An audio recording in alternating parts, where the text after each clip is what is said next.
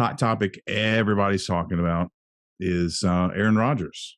And I know that you follow Rodgers on the Pat McAfee show. I have my opinions, but quite honestly, you probably know more about this than I do. What do you think about, are they going to part ways this year finally? You know, early on after the Packers season ended, it sounded like he was going to be gone. And then over the last couple of weeks, there's been information that's come out that makes it seem like either Aaron's going to end up back with the Packers, like they're going to want him back. He said he's willing to restructure his contract. So if they bring him back and he restructures, they could go get some pieces to help him out, or he's going to retire. And that's the vibe I'm getting right now, is that's probably the likelihood of what's going to happen. It's going to be one of those things. Now, obviously, that could change. He could come out of this darkness retreat later in the week, and it could be, he wants to go somewhere else. And it's going to be, mutual parting of ways happening with Green Bay.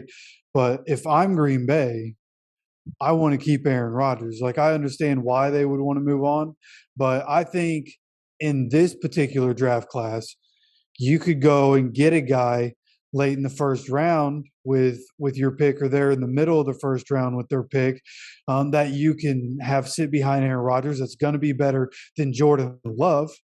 And then you can have this guy come in when Aaron Rodgers is really ready to retire at the end of his deal, at the end of 2024. And so if I'm the Packers, that's what I would want to do. But, again, after the darkness retreat, anything could happen. What will probably happen, if I had to put my money on it, this is my opinion that I was talking about, I had earlier. The first thing, Aaron likes to dangle strings. He likes to push buttons in the media. He's really good at keeping the buzz going. It's really hard to read where he's coming from. And I actually like that about him. I like guys that fuck with the media like that, because the media is so predictable. I mean, they just jump all over it and they run with any bit given to them.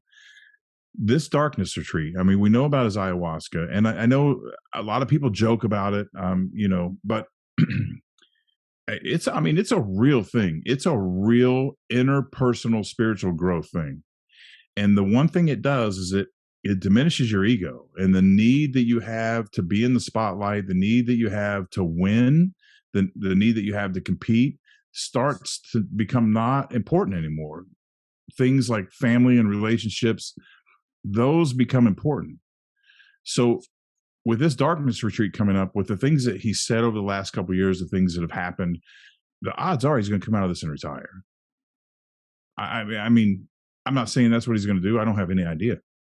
But he probably do this because the darkness retreat is very similar to ayahuasca. I mean, your body starts cranking out hormones, man, and you start hallucinating, and it's a deep inward trippy journey.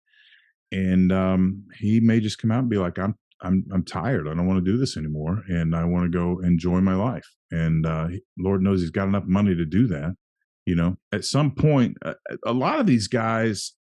It's what makes guys like Jordan and LeBron James and Tom Brady remarkable, because a lot of times these guys just grow out of it. I mean, they just get tired of putting their body through. I mean, it's all year long. They're always watching what they're eating. They're on cycles. They're working out.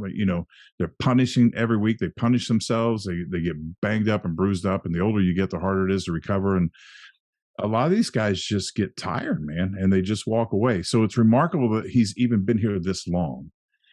And so that's kind of my rant. At this point, I expect him to retire. I won't be surprised if he doesn't. He may just realize he's happy where he's at, and he just wants to come back and play for the organization he's always played for, and give him a chance to win and train a young guy and do the right thing. And that may come out of this too, but we'll see.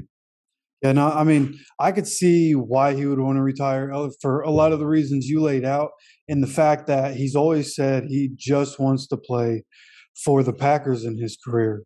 So if he wants to be the kind of guy that has one team his whole career, gives it all to them, and then wants to retire, like that could easily be the decision that comes out of it. So that's what I expect Aaron Rodgers if I had to put money down, that he would either be a Packer or retire.